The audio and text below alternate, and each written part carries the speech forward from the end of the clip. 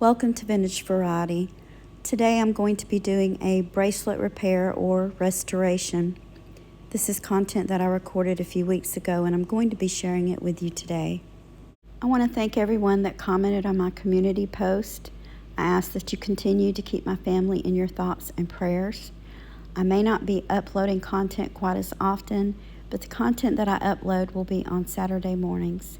Thank you so much for your patience during this time.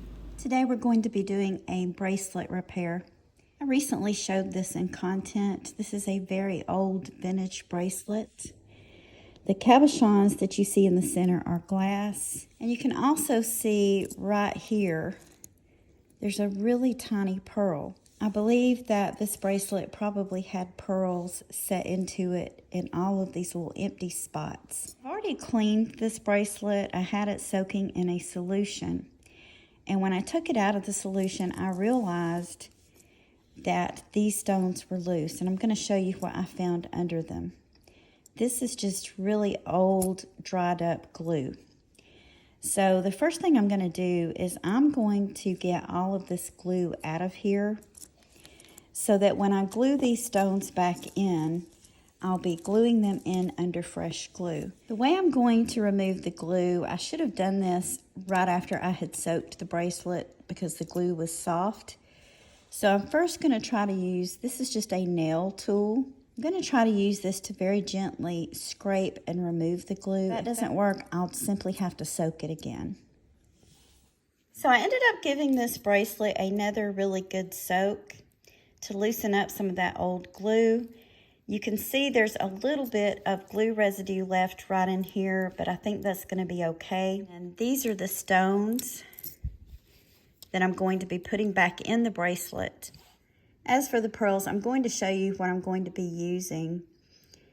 One thing that I realized when I was cleaning the bracelet, this bracelet originally had two different sizes of pearls in it. I don't know if you can tell that by looking at it on screen, but they had a larger pearl here, and then the pearls that fit down into this part were extremely tiny. There's one of them, and you can see how small this is. I'm sure that they make pearls that small, but I couldn't find any.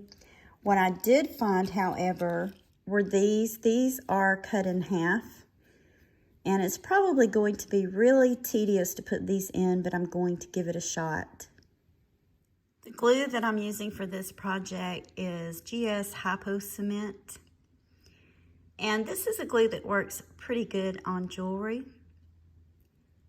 I've used it before with quite a bit of success. I'm just going to very carefully put a drop. I'm going to let that set up just a few moments to get kind of sticky. And then I'll put the pearl in. These pearls are so tiny that I'm having to use tweezers to put them in. I did say this was probably going to be tedious, and it definitely is. The other thing about these pearls is they're only one-sided, so when I pick them up with the tweezers, I'm having to make sure I pick them up on the right side so that when I do drop the pearl in, I'm dropping it in the right way.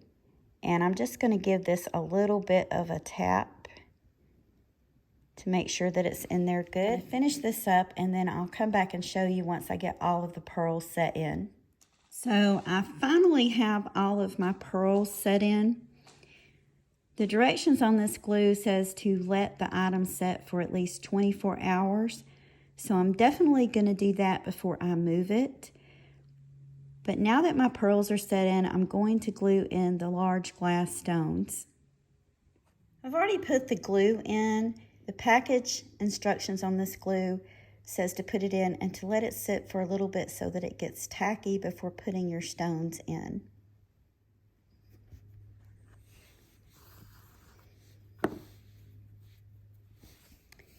And what I'm going to do is I'm just going to use my fingers and I'm going to drop the stone in just like that and give it a very gentle tap.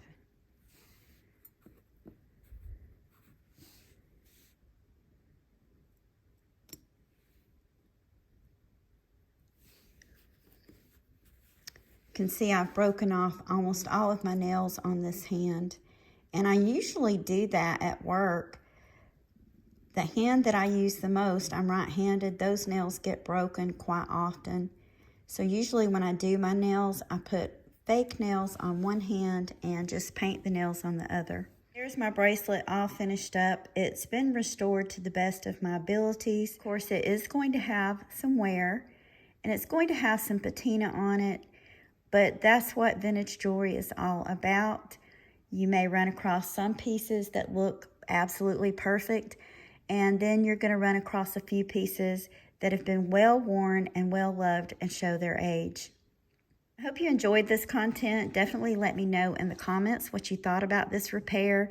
Is there anything you would have done differently? Your opinion is always welcome here.